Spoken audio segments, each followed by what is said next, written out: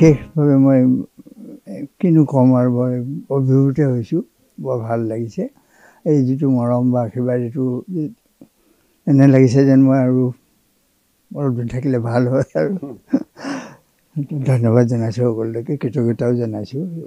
মই সন্তুষ্ট হৈ আছোঁ, আপোনালোকৰ কাম কাজ দেখি আহিছোঁ মই, আৰু এনেকৈ আগুৱাই যাওক এই আশা কৰিছোঁ মই।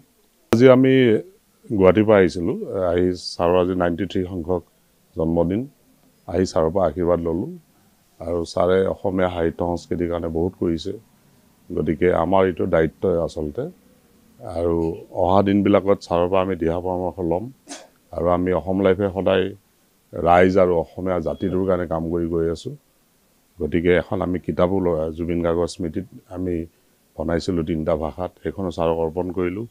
আৰু প্ৰত্যেক মাহত আমাৰ সমীক্ষণ বুলি এখন আলোচনী এখন ওলায়, আশা কৰিছোঁ ছাৰে সময় পালে এইখনতো 2-এটা লেখা দিব, আৰু ছাৰৰ দিহা পৰামৰ্শৰ আমি আগবাঢ়ি যাম। আৰু ছাৰৰ আমি ভগৱানৰ ওচৰত আজি প্ৰাৰ্থনা কৰিলোঁ যাতে ছাৰৰ আৰু বহুদিন আমাৰ মাজত থাকক, ছাৰ জীয়াই থাকক আৰু আমাক আশীৰ্বাদ দি যাওক, আৰু অসমীয়া সাহিত্য সংস্কৃতিক ছাৰে বৰঙণি আগবঢ়াই থাকক। অসমৰ সমাজ সংস্কৃতি সভ্যতাৰ উত্তৰণৰ বাবে নিৰবিচ্ছিন্ন আৰু নিৰলসভাৱে প্ৰায় 50 দশকৰ পৰা যিজন বৰেণ্য ব্যক্তিয়ে বিশেষ অৱদান আগবঢ়াই আহিছে, সেই বিশেষ ব্যক্তিজনৰ জন্মদিনত NBTV অৰ্থাৎ অসম লাইভৰ আমাৰ নিপেন দাস ডাঙৰীয়া আহি ইয়াত উপস্থিত হৈছে।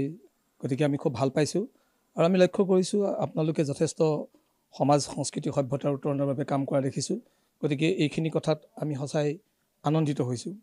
কথা হ'ল যে ইমৰান শ্বাহ এজন সৰ্বগুণাকৰ, সাহিত্যৰ সকলো দিশতে তেখেতৰ অৱদান অতুলনীয় আৰু অন্যান্য। বিশেষকৈ গল্প, উপন্যাস, কবিতা, নাটক এই সকলো দিশতে তেখেতে প্ৰায় আজি 7টা দশক তেওঁ নিৰবিচ্ছিন্ন আৰু নিৰলসভাৱে তেওঁ অৱদান আগবঢ়াই থৈ আহিছে। আৰু সেইবাবে আমি ছাৰৰ আজি জন্মদিনত আজি আমি সকলোৱে এটা কথা কৈছোঁ যে ছাৰ এজন চৰাই হওক, চৰাই হৈ আছে, চৰাই হওক। এইকাৰণেই যে চৰাই যেনেকৈ বহু দূৰলৈ উৰি যায়, ছাৰো উৰি থাকক, শক্তিবান হওক, তেজাল হওক। লগতে চৰাই যেনেকৈ মন্দিৰ, মছজিদ, গীৰ্জা সকলোতে পৰিব পাৰে, ছাৰেও তেনেকৈ সকলোতে থাকক। চৰাই যেনেকৈ ধনী মানুহৰ ছাটত যেনেকৈ বহিব পাৰে, অট্টালিকাৰ ছাটত যেনেকৈ বহিব পাৰে, আকৌ একেদৰে যেনেকৈ চহা অনাশাৰী মানুহৰ পজাৰ ছালত যেনেকৈ চৰাই বহিব পাৰে, ছাৰেও তেনেকৈ থাকিব পাৰে আছে। সেইকাৰণে আজি সৰ্বস্তৰ মানুহে তেখেতৰ যি লিখনি, সেই লিখনিক কেৱল মাত্ৰ শব্দ বা কেৱল মাত্ৰ শব্দৰ মন্তাজ বুলি ভবা নাই, শব্দৰ আঁৰত থকা অৰ্থ আৰু অৰ্থৰ আঁৰত থকা জ্ঞান বুদ্ধে যে সকলো স্তৰ মানুহৰ যে মন মগজুত চটফটনি তুলিব পাৰিছে, সেই কথাটো আজি পতিয়ন হৈছে। গতিকে এনে এটা শুভ মুহূৰ্তত ছাৰৰ আমি আশু মানে তেখেতৰ সুস্বাস্থ্য কামনা কৰিছোঁ।